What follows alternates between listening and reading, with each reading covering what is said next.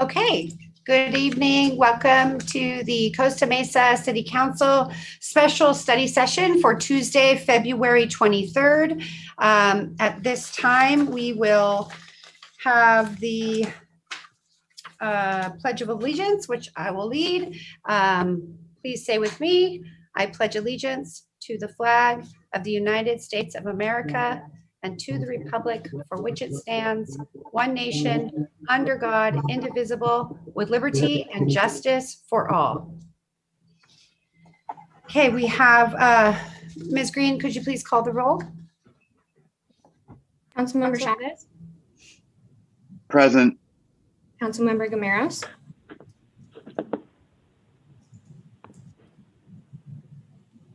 Councilmember Gameros. Can you hear us, Lauren? Okay, Councilmember. I can hear you. Sorry, something happened. Okay. Councilmember Harlan. Present.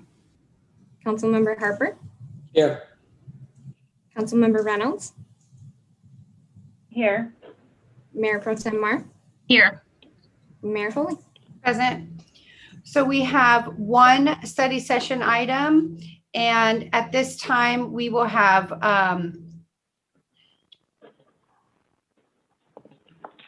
Ms. Carol Harrison. I think that it would be more beneficial to have the comments after the presentation. What's your thought on that? That's fine. Oh, do you mean comments from the public? Yes. Yeah. Okay, so we'll have the public comments after the presentation, so people have had an opportunity to hear the presentation and make comment on it. And so at this time, Ms. Green, will you please read the title? Yes, receive and file update on the staffing plan for the implementation of the retail cannabis tax and regulation measure, Measure Q. Okay, Ms. Lee, I assume, or Mr. Preciosi, or Ms. Molina. Which one of you is handling this item? It's Ms. Molina, but Mayor and Council, I did want to just share some remarks to set up the context for the conversation that we're going to have this evening, if that's okay. Sounds good. Thank you. So good evening, everyone. We are coming to you tonight to share with you the current staffing proposal recommendation that we have for the implementation of Measure Q, which is our Cannabis Retail and Delivery Services Act. I will share with you that when we took Measure Q to the ballot in November, we had already put in a good amount of work thinking about what could be a successful implementation of Measure Q if it were to come about.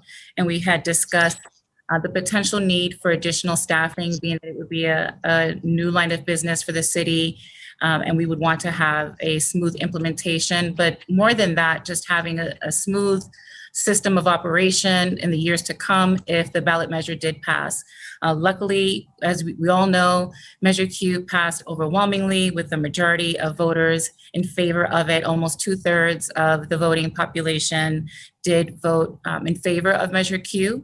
And so, as you know, staff has been working on the development of an ordinance and the regulations and the regulatory framework for the implementation of Measure Q with the City Attorney's Office. Of course, our development services staff have been very involved.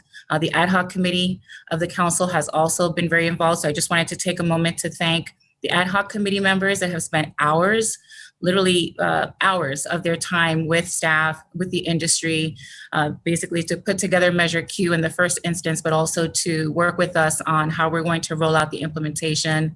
And so Mayor Foley, thank you for your efforts on that. Councilmember Gameros has been instrumental as well and has a lot of great information and expertise to share with us. And Councilmember Chavez has been involved in the ad hoc from the onset, from the ballot measure all the way through till now, and has been working with the industry as well to get us good feedback. And so a lot of staff effort on this across multiple departments in terms of a successful implementation. It's gone to Planning Commission as of last night, and we'll continue this dialogue, culminating with bringing it to you for your review and discussion and approval eventually for the implementation.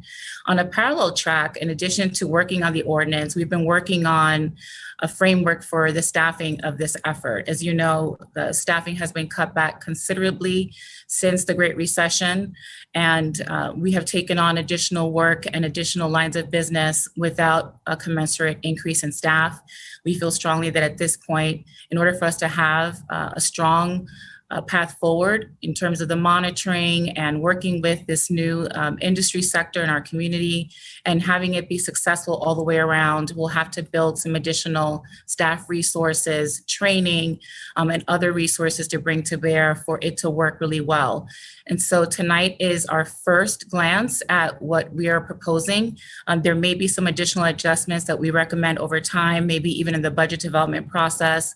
And what you're going to hear today is basically the minimum of what we think is necessary to start down this path of having the staffing resources necessary over the long haul, not just for the implementation, but also for the ongoing efforts that will be related to Measure Q and having retail cannabis and the delivery services within our city's borders. And so staff has reached out to some other cities that have had their implementations, lessons learned, the types of staffing that was required, some of the challenges faced, and what the resources were that were necessary for that. And so this is the first glance. We're happy to have this conversation in a context where we can have good discussion about what the role of staff will be, what the role of some additional resources might be at specific points in time. And of course, we have all the staff here available to answer your questions. And so with that background, I'm happy to move it on to Carol Molina, who will take the lead on the presentation this evening. But of course, everybody's here to answer any questions that you might have. Thank you. Okay, thank you. Ms. Molina? Thank you, Lorianne. I wanted to thank as well the staff and leadership. Putting together, even to this point where we're at today, has been a tremendous teamwork effort. A lot of thought processes and resources and analysis has gone behind our first blush at what we're providing to you tonight. So with that, I'll start sharing my screen.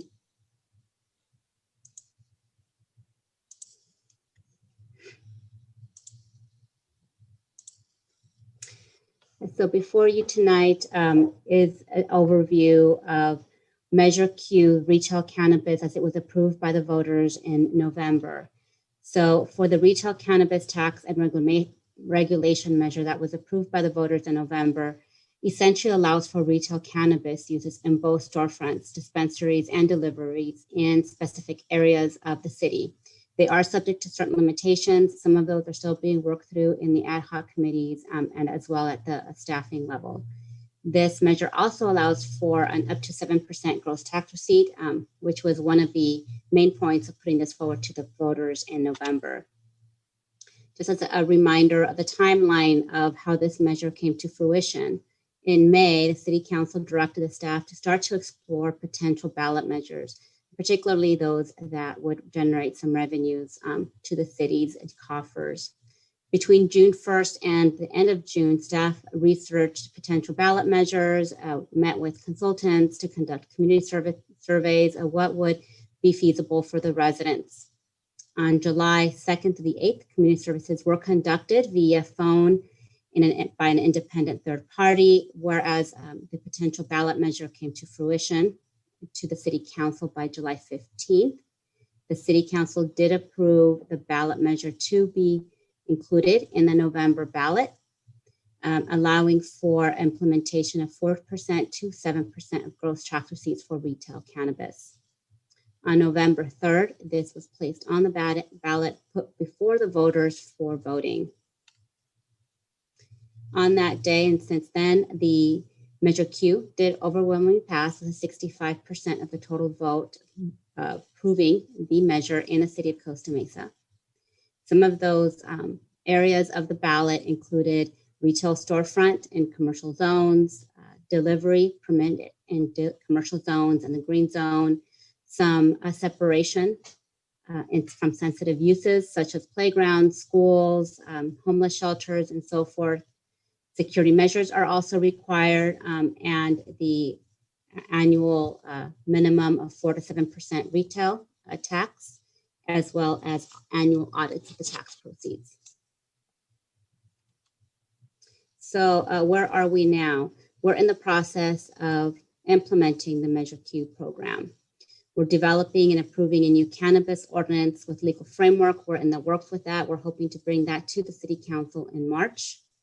And during this time as well, we're starting to evaluate some of the needs the city will be needing to fully implement the program, specifically personnel resources, as well as some operating resources across multiple departments to ensure a smooth process and a successful program. So as Lorianne Farrell already mentioned earlier, this is essentially the first blush, so to speak, of what the needs are for the city to ensure a proper administration and processing of this Measure Q program. In development services, where a lot of the enforcement comes in, as well as the permit processing will occur, they're asking for 2 code enforcement officers and 1 assistant planner. In the finance department, we're asking for a permit processing specialist to help ensure the business licensing processes, the cashiering, the cash aspect, the receipt of the tax, as well as the auditing aspect of the measure. In the fire department, a fire protection specialist that would perform inspections, as well as issue citations, red tag facilities, and a quarter of an office specialist to help with the administrative part of the fire department's cannabis related services. And in the police department, we're requesting 2 police officers for a total of 7.25 FTEs dedicated to essentially assist the processing and administration of this measure for a total impact of about $1.2 million. As you know, that we have other cities in the surrounding area that have similar adult retail cannabis tax measures. So we continue to work with them and talk with them about some of their experiences. And to put into context, the city of Santa Ana and Long Beach both have retail cannabis measures in their cities. City of Santa Ana has added 10.5 positions. They currently cap the number of cannabis retail and dispensaries in their city to about 30. As of the last time we spoke to them, they have 24 active, but they're capped at 30. Long Beach as well is at 30, and they've added 8.5 positions, definitely more than what's before you tonight in this instance. At this point, I'll go ahead and set it for any questions that this council may have as it relates to the staffing requests put forward by the city departments. I think we're going to hold questions until after public comment.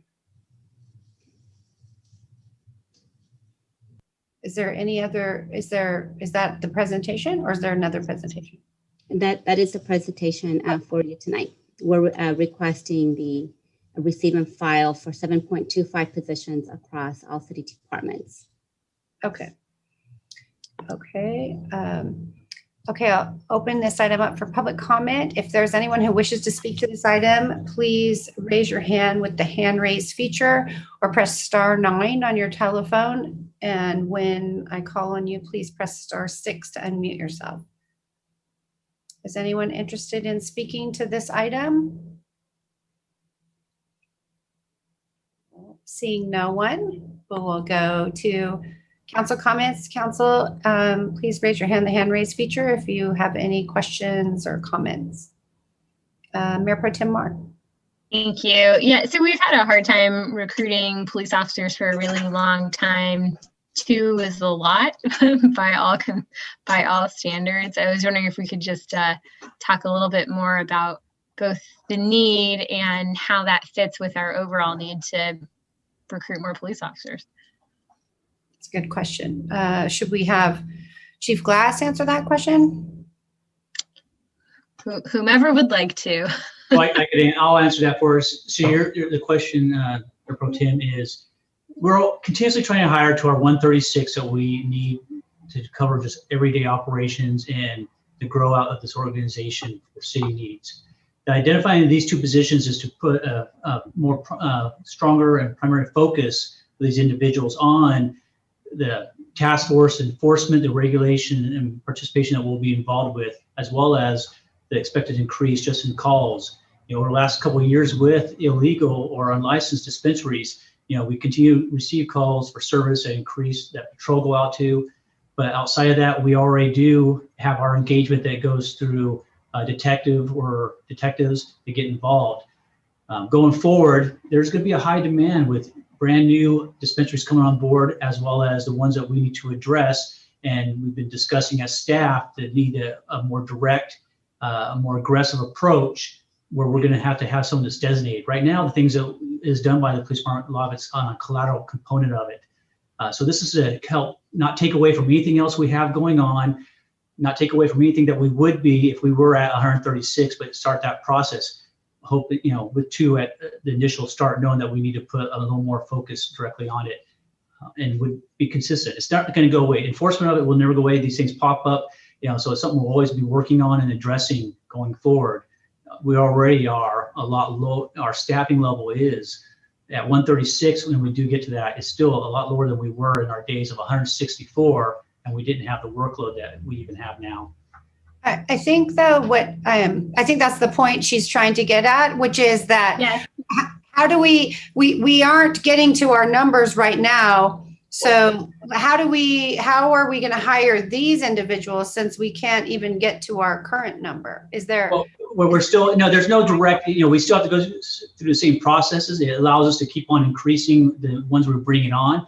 But for us, for our staffing, it is continuous. Even when we hit our numbers, it changes within a month, a couple of months, because there's always consistent attrition. At one point, an assessment was done where a police department could have an attrition of 10, and we could easily still have that, especially going in. So yeah, we automatically don't have these two new bodies right now. We know we're going to be absorbing and still addressing it full-heartedly going forward, no matter what we have. But the goal is to have a full complement when we get to there, we get those bodies in place for that designation. So it adds to that resource that will continue to be. We're not operating at full capacity, but the hopes, our continuous goals is to get there, and we are closer now than we have been several years, and we continue to make those incremental climbs. Mayor Pro Tem Mar, did that help? Yeah, just to sort of recap. So the practical implication is, do those two become a specialty assignment then? So so the idea was that they'll be working in a special assignment, but designated to have that relationship with BCC, working directly and more consistently with code enforcement, city attorney's office. As we grow and go into this, that's definitely going to be the first focus with a designated individual. But there could be an increase in calls for service, could be the second or third down the road, depending on how this develops. Could be two individuals who are working it throughout the week going forward. That's just our initial assessment, knowing that there's going to be a higher expectation, a higher demand than what we're even doing at this point going forward with the staffing. Okay, thank you. So can I clarify? So we have 136 budgeted right now.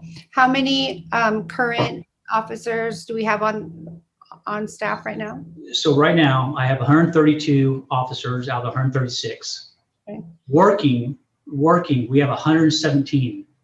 Okay. We have at least 10 officers, and this fluctuates depending on what's going on, and those tend to be consistent of personnel matters that we're addressing, injuries and different aspects. So 10 right now. Expect hopefully a couple of those will be coming back and working. We had this year with COVID has been difficult because people who are out on injury have not had the ability to go get seen, their doctor appointments and the procedures they need. So it's been a little prolonged. It's starting to pick up. We have our 5 brand new officers, but in reality, they get out of the academy. We can't count them for 4 months. They're training and they're shadowing, following that new officer. June, I'll tell you, we'll have 122 because we'll have those 5 if they are successful. But it's that increment climb as we go through it. That's our numbers at this point as we speak right now. 132 with 117 actual working bodies, but as people come back, as they do, they would be back in.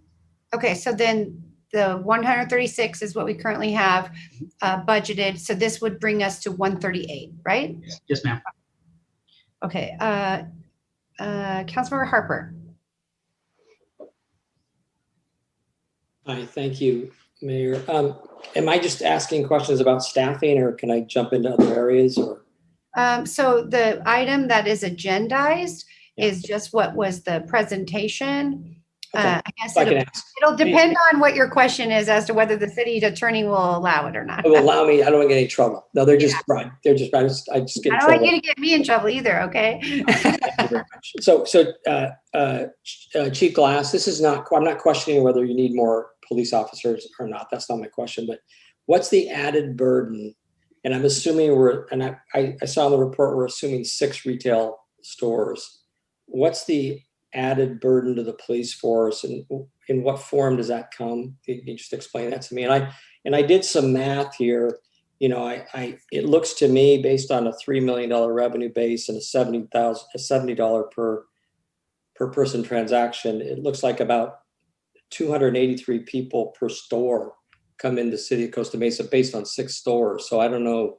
It's a retail store. It's a retail front. I'm assuming this is what the report says. So what kind of burden do you foresee that creates for the police department? Well, for the police department, I can speak on the first component is we'll be involved with the regulation and establishing these new permitted establishments as they're moving forward, and working directly with the task force of code enforcement, fire, and everything as we're licensing these. So we'll be involved as backgrounds and all that aspect. The more specific caseload that's going to be going, or workload, will be the expectation and need to address the locations who are not licensed. You know, right now we have, I think, 16. We had about 26. We have actually, I think, 16 right now that are supposedly active. That could be plus or minus a couple, but we have at least 16. It's going to require a lot of effort by the city, not just the police department, to address these out there and hit as a task force going out and getting these places. We can't take the same approach where it's one long, prolonged approach and it could take several months. We know we're going to have to be working on multiple locations going forward, because there's going to be that expectation by yourself as a council, expectation by the businesses who are going through the legit process and getting licensed and spending the money and going to work with us, as well as the complaints that we get already from the community. So those two approaches already, the working with the permitting of the new locations, security, our requirements, and working as a task force, the other component, enforcement, and focusing on the unlicensed illegal locations, the follow-up that's required, working with BCC, DA's office, and again, the city attorney's office, and code enforcement. Then the other component is, even when we're addressing these internals, which are investigations and licensing, there's always an expectation of calls for service. I could tell you, looking at calls for service just in general with dispensaries over the last couple of years, they continuously increase. And those could be just for people complaining about the individuals there. They don't like that service going on. Something that could be out in the parking lot. So there is that community drive besides the part where they're not wanting the dispensaries there or complaining, but mainly that's on the illegal dispensaries, and then whatever generated complaints that we will receive and issues that could be dealing with. So why does Santa Ana at 5 and Long Beach at 0? I'm looking at this comparison. I can speak to that. I had extensive conversations with their staff yesterday, and Captain LaPointe's also on the call. She's had a lot of conversation with Santa Ana PD about their approach. So different cities have taken different approaches to the enforcement aspects of the ordinance that they have in place and how they're regulating the industry. And so in Santa Ana, they have a hybrid approach, which is what we would recommend as well, which is to have multiple departments involved and on the front end in terms of permitting the businesses, but then also from an enforcement standpoint for illegal dispensaries. And so Santa Ana has an approach where they have officers, they have code enforcement, they have multiple departments that are brought to bear to do the front end for the legitimate businesses, but then also to deal on the back end with the illegal dispensaries that may be involved in criminal activity or not. And if they are involved in criminal activity, the PD is involved. And then if there are more administrative issues, it's just an unlicensed dispensary that's not regulated to do business in the city, has no business license, pursuing the administrative remedies through code enforcement and some of the finance, business license inspector activities and such. So in Long Beach, the approach was different. In Long Beach, it was a purely administrative, not as much PD approach. mostly through code enforcement. I think since the implementation, they're revisiting that somewhat. And for instance, there have been occasions where code enforcement has needed some assistance or some backup in certain limited situations. And the fire department came to assist, but then it was determined that it was more appropriate for law enforcement to be involved. And so they're kind of revisiting their model and looking to see what kind of more active role law enforcement can take. So I think from our review of kind of what's working in different cities, we would recommend a similar approach, being as a hybrid approach, being that we have illegal dispensaries currently in this city, and we want to make sure that we're not encouraging the behavior of operating illegally in the city. And so making sure that we have enough resources in law enforcement to be able to enforce the ordinance and make sure that we're promoting good business conduct in the city and going through the proper channels to get permitted, following the ordinance requirements that you'll all approve. I think that's a much more prudent approach. It sounds like, and forgive me if I'm misunderstanding, but part of this staff report, part of staffing is addressing an existing challenge. Because you've both talked about existing challenges in illegal dispensaries. And I was focusing on just the new business of the Measure Q. So it seems like your staff report maybe needs to clarify that, because again, both you and Chief Glass talked about, illegal activities that are occurring, illegal dispensaries. And I'm looking at the report saying 6 new stores. Okay, I need 2 police officers. What do I need to do? What workload is that? So that's what seems a little confusing. That's great feedback, and we can certainly work on that when we bring it back for council's consideration for a vote. I'll share that Measure X was also mentioned in the agenda report, which is an existing dynamic. And so part of the history on this is taking on an additional line of business, brand new, industry coming into the city, and making sure that we're staffing it properly, right? So that we're doing what's right for the businesses and doing what's right for the community. At the same time, when Measure X came online, we did not add additional staff. And so that's another dynamic. Of course, there are the other existing workload issues, but you're right in that this is not just about the new businesses that are coming online. It's about the current context and framework that we're operating in Measure X, illegal dispensaries, and then of course the new businesses that will be regulated, permitted, and hopefully successful. Okay, can I ask how revenue is calculated and collected from these retail facilities? Are they already filling out some state-related cannabis reporting that we just get copies of and as a city and then just do our calculation? Do we bill these retail outlets monthly or weekly, or do they automatically send money in? How's that done? Ms. Molina, can you explain that? I'm sorry. So the taxing portion is they are self-reporting. They will be reporting to the city and providing a monthly tax receipt based on their actual sales of cannabis. We will have a consultant on board who has expertise in specifically cannabis retail sales tax, in essence, for this measure, that will be assisting us in ensuring that the reporting that they will be having is proper and it's correct, and it is deposited to the city on a monthly basis. Ms. Molina, could you also address the or Ms. Farrell Harrison? It's my understanding that there's some kind of a digital way to track the sales, so the point of sale can be tracked differently for these businesses than, let's say, Well, they file a tax return every quarter. I'm sorry, Is that correct? Is that they file these retail locations will file a tax return? Are we reconciling to the tax return? Right, that's not what I'm talking about, though. That's different. I'm talking about there's through the cannabis agency, there's some kind of a point of sale, and I can't remember what it's called. If anybody else, track and trace system. Yes. Yeah, so I think the BCC has access to the track and trace system, and they can track it from literally the point of growth to the point of sale. And so I would assume they have access to those same reports at the point of sale.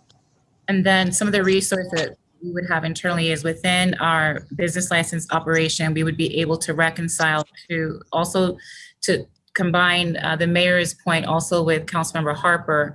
We'll have a number of resources to be able to reconcile information. So there'll be the track and trace information, there'll be seller's permit information that we would get from the state. We would match it with our records. And so we could see if someone is reporting quarterly sales tax to the state, but they don't have an existing license, even though they're registered with the state as having a seller's permit that's located within our city's boundaries. And so there are sometimes instances where that happens, just naturally a business will enlist themselves with the state first and then get the business license. So sometimes it's a timing issue, but we would be looking to reconcile all of those databases to make sure that the folks that are doing business in the city are paying taxes, that the numbers are matching up. We're not getting different estimates of gross receipts and things like that. So there would be auditing and other monitoring efforts to ensure appropriate receipts are being provided to the city that are the basis for the sales, the tax calculations. Okay. Is there any limitation to the number of retail stores that are allowed in Costa Mesa? Not at this time. Not at this time. I think this might be my last question. Well, I got two more questions. When we looked at the 1,000 feet from childcare, K-12 playgrounds, homeless shelters, did you identify what schools, what daycare might be impacted, or something's 1,100 feet or close? Did anybody do a map like that or take a look at that? I think that I'm just thinking that's a concern of the public, and I get that question, and I'm just curious where, is there going to be one by 1,100 feet from Tewinkle or Adams School, or which ones are impacted? We look at that at all. They're only proposed to be in the commercial zone, so they wouldn't be near Tewinkle necessarily, I guess, unless In-N-Out disappeared. But there is a map. I don't know, Ms. Lee, do you have the map that you could share? I don't know if the map changed. There was a map that was presented at the Planning Commission meeting last night, and I don't know if it's planned to be changed or not, but there is a map. It just might be something the public might want to see and put maybe them at ease, I think. And Yeah, then, it's on the city website, the map. okay. Yeah. Okay. Thank you. For my own education, what's a labor peace agreement? That's my last question, I swear. Carol Harrison or Ms. Barlow, who wants to answer? Handle that one. You're on mute. Yep, I could see that. Yeah, a labor peace agreement is basically a creature of statute, but it allows us to require and to ensure that the employees in these businesses are treated fairly and properly, have the right to organize, etc.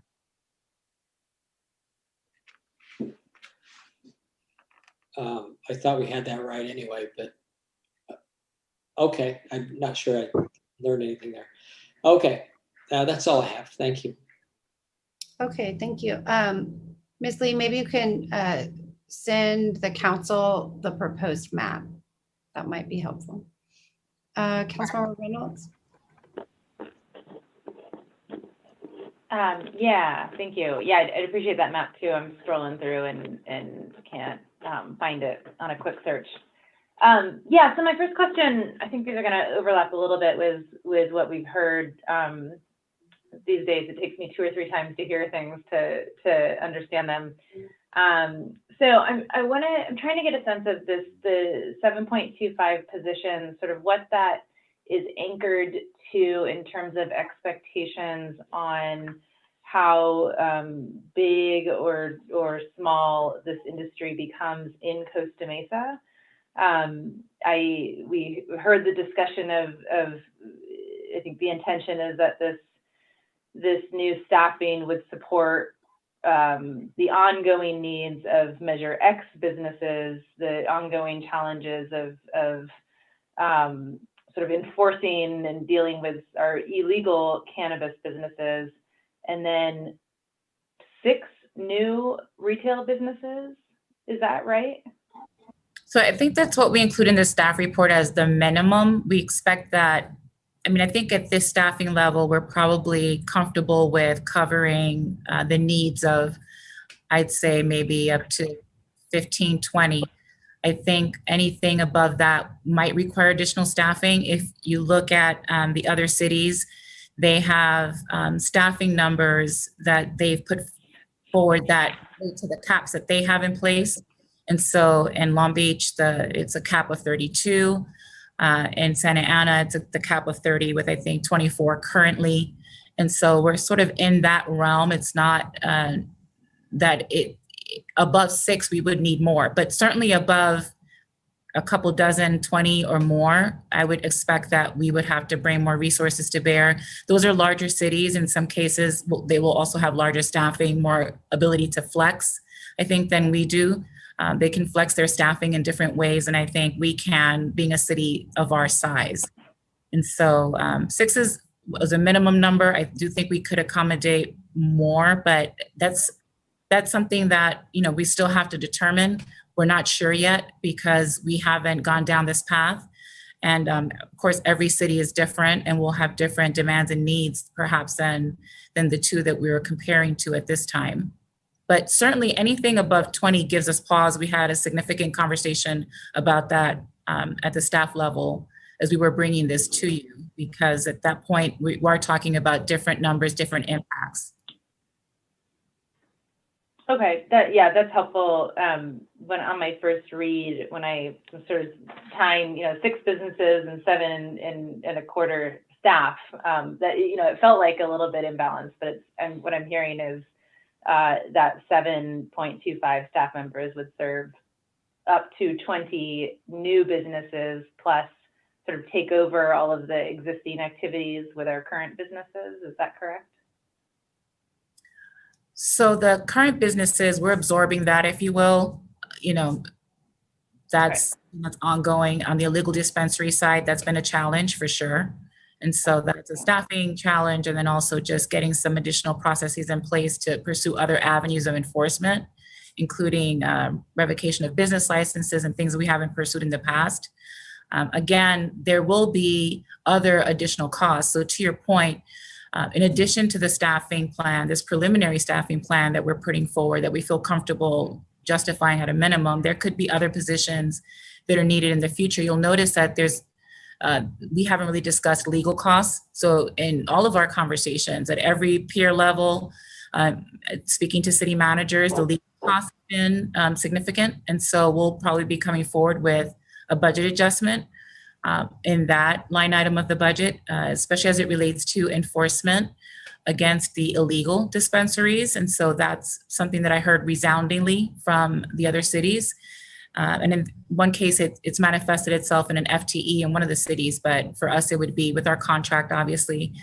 And so that would be coming forward. And then, we have heard that we'll have different equipment and storage needs for any assets that we acquire while we're closing down illegal dispensaries and warehousing that and having the proper protocols for the, keeping of evidence and things of that nature and facilities that we don't currently have. And so one of the cities actually had to, get some warehouse space that they use for those purposes. And so there will be other costs associated with this. Okay, yeah, I think it'd be good to get a sense of scale on that. It's got to be really difficult because I think there's so much in flux and so much we just have to guess as to what this industry will look like, and we've experienced that with Measure X, right? And what did and didn't come in terms of revenue. And then another question. So over the last couple of years, I don't know what the status is, but we had done an updated fee study. I think we finished, but maybe didn't implement any new fees because of COVID, of course. And through those discussions, my understanding was that the fees that, for example, a developer pays are intended to offset the cost of that, processing their application, which seems like a different approach here. So my understanding from that was if we're talking about housing, for example, the fees that a homeowner or a developer or a contractor or builder is pays for the service they're getting from the city. Whereas in this case, it sounds like we're, well, is it the same thing as the idea that fees for new cannabis businesses would ultimately pay for these staffing positions, or are we paying for these staffing positions out of general fund money? So from our experience, it takes a couple of years for the cost for there to be a break even. So even in Long Beach, it's a bigger city, they already had medical marijuana for many, many years before they entered the retail cannabis space. They did subsidize the cost, if you want to call it that, or they had to do a combination of fees and general fund until it took off. But this year, they're expecting to get 7 million more in revenue than they had budgeted. And so by year 3, it's more than paying for itself in terms of the fees. So we would generate the fees in a way that over time it would recoup the costs. I believe that like any business, there are upfront costs, the investment that needs to be made in the beginning, and then you recoup and you move forward from there. And so we would probably set the fee structure in a way that makes sense for the businesses to be able to do the business and incrementally change that as we do our fee studies. Like we do any other business model, the fees evolve over time as we get additional information and as the revenue starts to come in. But it'll take a couple of years for those two things to sync up. At least. Okay. I guess. Can I, if I could add to, I'm sorry, if I could add to that, the other issue is that when we're doing, say, residential construction, we can impose development impact fees to address how that development is going to address or change the need for parks, roads, etc. We don't have that ability in this context. We certainly, we have basically a different way of raising revenue from these businesses, and that's the sales tax that, again, as city manager pointed out, takes a couple of years before we get to the break-even point on that. But we have, Carol is working with a consultant that's a fee specialist, and they're working with each department on this staffing model and determining the fees that could be developed to help offset those costs. So that work is underway. We're doing it on parallel tracks. But until that's done, we wanted to come forward with at least a preliminary staffing plan. It'll take time to get these positions online and get them onboarded.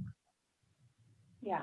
Okay. No, that's helpful to hear, though, that they're over some time, whether it's 2 years or 3 years or maybe 1 year if we're, if things are great.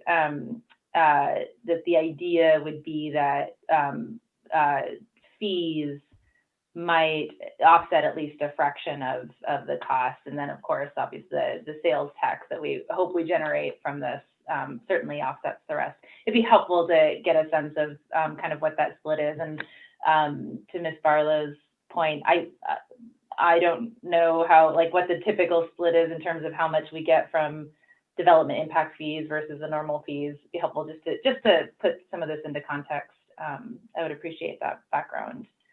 And then on the fees, so it was only feels like months ago now, probably just last month, we were talking about short-term rentals, and we talked about. I know this is something that Mayor Pro Tem has mentioned several times, having an external contractor office to do that sort of processing and monitoring.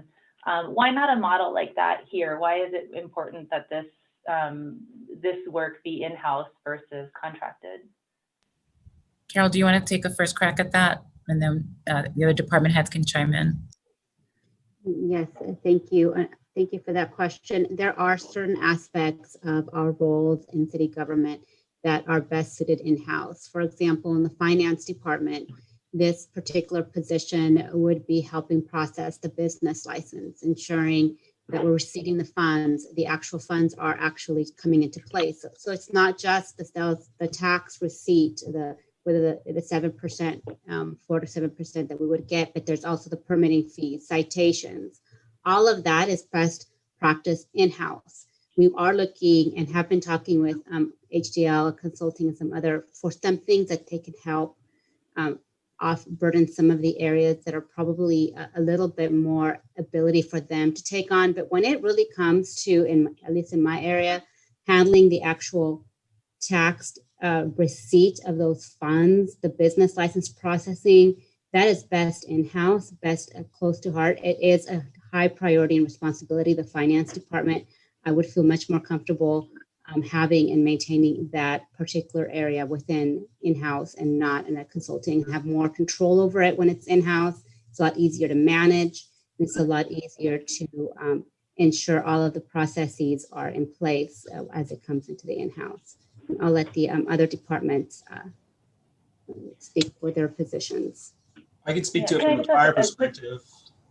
Can I just want to follow up on that tax question. So how is that different than like the TOT tax? So in terms of ease of managing, your preference of managing in-house versus. Exactly. The TOT, the transit occupancy tax, comes to the city. We actually receive those funds. We monitor those hotels. We work with Travel Costa Mesa. We're constantly in contact with them. We're on top of the tracking and analysis of all of our hotels and what's happening. We do not outsource that at all for the TOT. It's all in-house. So we make sure that the auditing processes, we only, the auditing is there. We're in constant communication with our hotels and the TOT aspect of it. So even with the TOT, that is not outsourced. It's all in-house. Got it. Okay.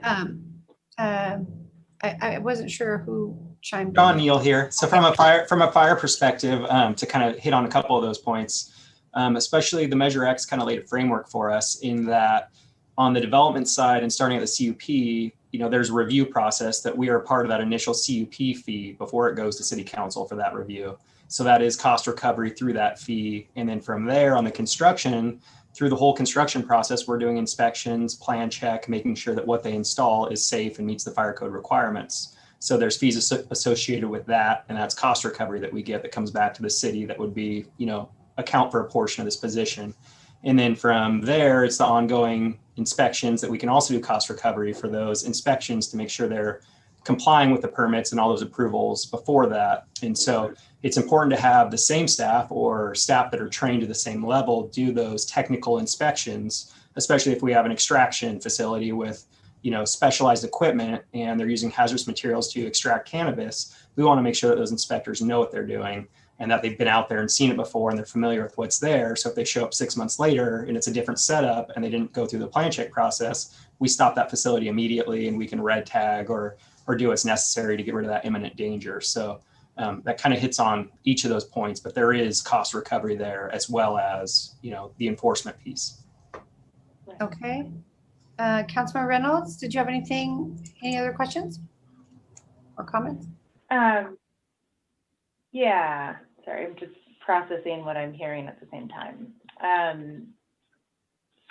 think you touched a little bit, city manager touched a little bit on the sort of large one-time sort of upfront setup cost, and that turns into ongoing maintenance costs. I'm getting the impression that we're assuming those costs are the same.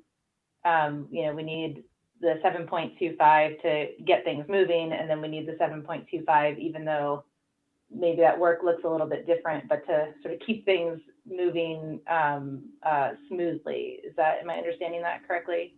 The 7.25 is what we need ongoing at a minimum. What we're going to have to bring to bigger upfront is much more than that. So it's everybody who's on this call, right? We've got pretty much all hands on deck, and our existing staff that are already working for the city in different capacities in addition to these staff. So the upfront is much more than the 7.25.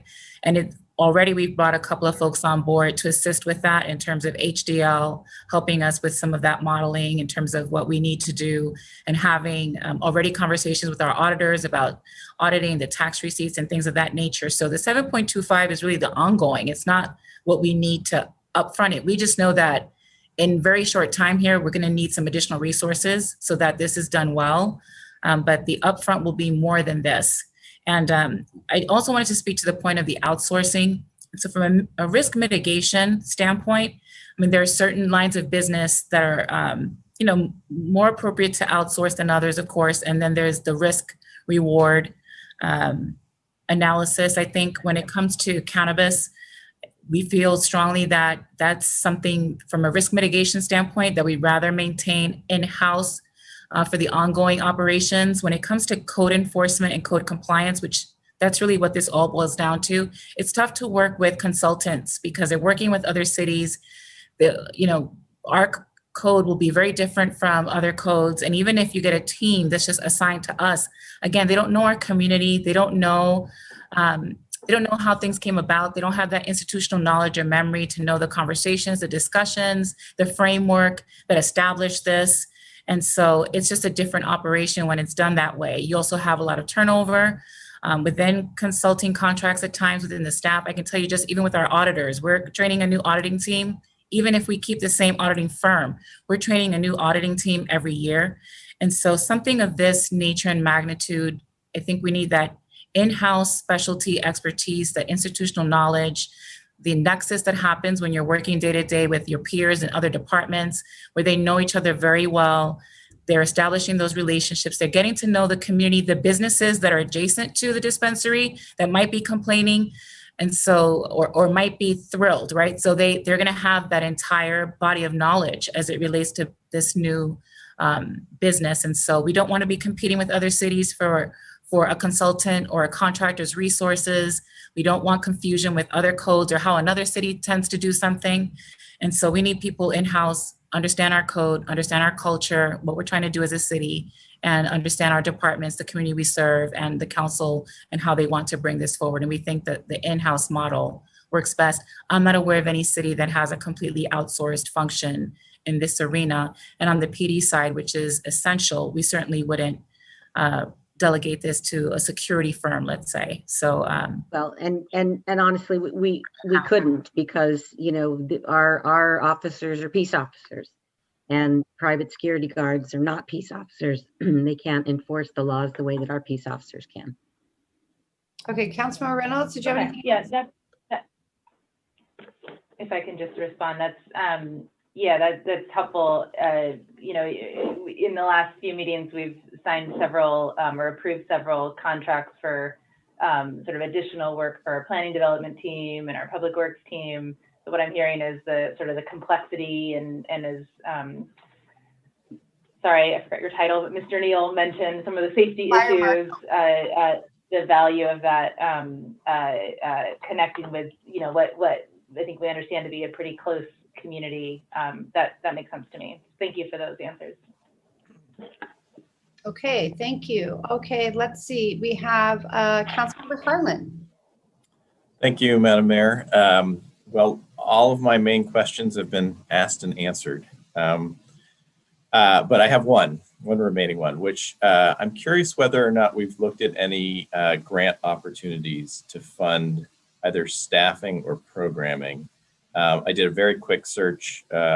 Looks like the Governor's Office of Business and Economic Development has a cannabis equity grant program for local jurisdictions.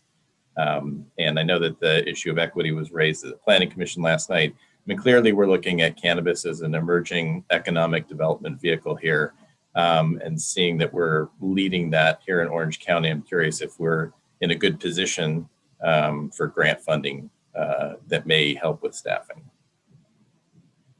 Ms. I can speak to that. Okay, thank you.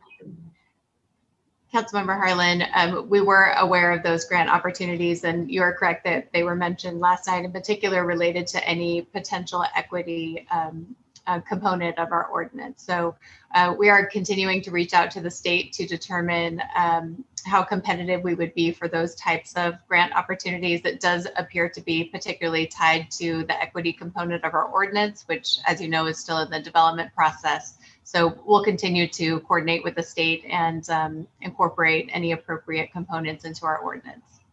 Okay, thank you. I mean, that was just a quick search, and I'm curious if there are other, potential sources of grant funding. As I mentioned, I mean, this is a huge economic development opportunity for us, and by really being at the forefront here in the county, I think we may be well positioned So those are my 2 cents tonight. Okay, I don't see any other hands raised. Anyone else wish to speak to this item? All right, well, I guess from my standpoint, I mean, I know that we are working on the current situation with the unlawful dispensaries. And so I would like someone to address, it seems to me that what we have right now is that we've got to go do a buy or somehow prove that they're selling marijuana, which I don't really understand because it seems like if they're open and they should be shut down.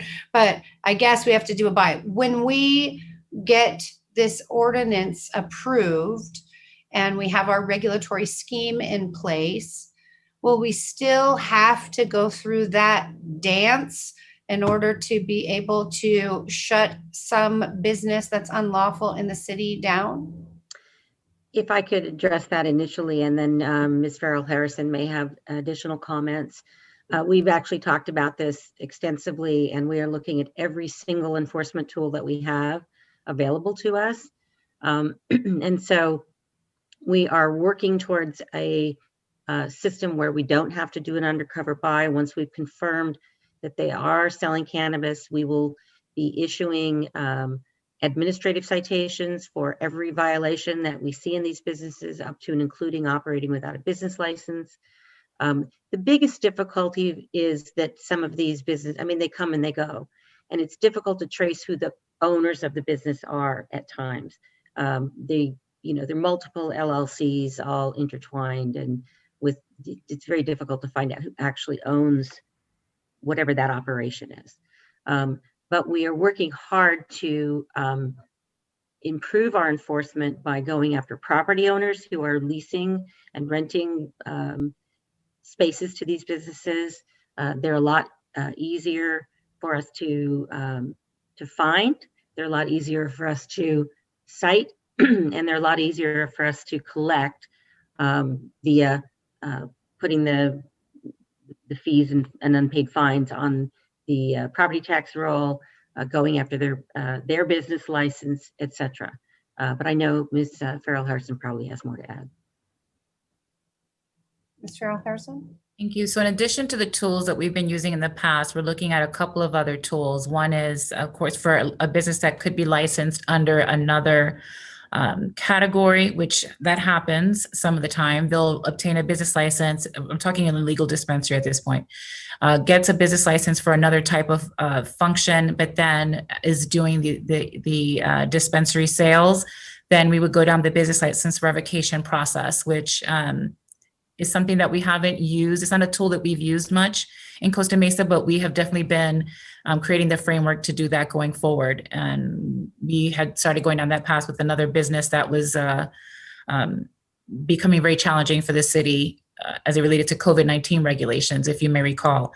And so we've started that path. The other path is the placement of citations on the property tax rolls through the nuisance abatement process. And so you will see in a couple of months coming before you in anticipation of the August call for cities to finalize their property tax rolls, you will see most likely some of these administrative citations that have gone unpaid coming to you for approval as a nuisance abatement process and getting placed on the property tax rolls. And through that mechanism in other cities, I've seen that be very successful, where it becomes very clear that to do business in Costa Mesa, you have to do it legitimately, you have to follow the rules, and it won't be acceptable for you to just establish a business in our city's boundaries without conforming to the legal framework and the regulatory process that we've put forward. And so that's the other mechanism that we're working on, and we've been refining that, and Carol and Jennifer will be working closely together to bring an agenda item for the council for that. Okay.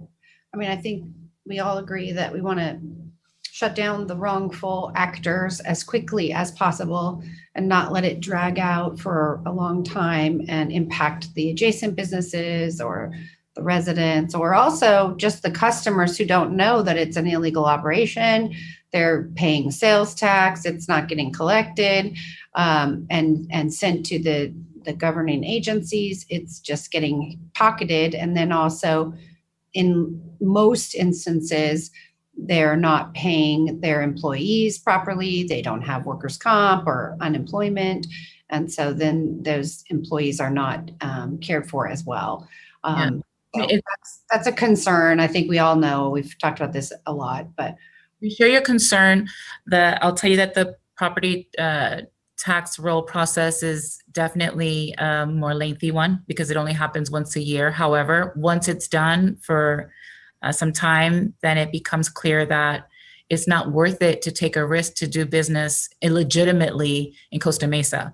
And so while it it's a little bit more cumbersome in terms of the timing, it is extremely effective. And what we've heard from other cities as well is that in the beginning, it's a real challenge with illegal dispensaries. But once there's that enforcement, and it could take time, but once it happens, then business people are savvy. They'll eventually decide it's not worth it to do illegal business in a city once they understand that there's consistency and reliability and enforcement. And so for Long Beach, for example, there were issues in the beginning and they just don't have as many problems with illegal dispensaries now. And so I think there'll be some upfront investments and new processes and way of doing things to get this in a better place. But it's not going to be overnight. It's one of the conversations we had internally as well, just so that we're all on the same page from an expectation standpoint. It will take time to shut down illegal dispensaries. And so we're going to try to do it as quickly as possible. And we'll be working closely with Kim, the DA's office, to make some hopefully better headway there in terms of velocity of closure. But some of the mechanisms that we'll be using, they may take a little bit longer time, but we're all committed to shutting them down as soon as possible. That's the whole point of having an ordinance and having the regulatory framework. All right. Okay, thank you. Thanks, everybody. I don't see any other hands raised, and so we will adjourn the meeting to it says adjourn to our next study session, but I think we're going to adjourn to our city council meeting because that's our next meeting is a city council meeting. On March 2nd. Yeah. Okay. Good night. Good night, everyone. Good night. Good night.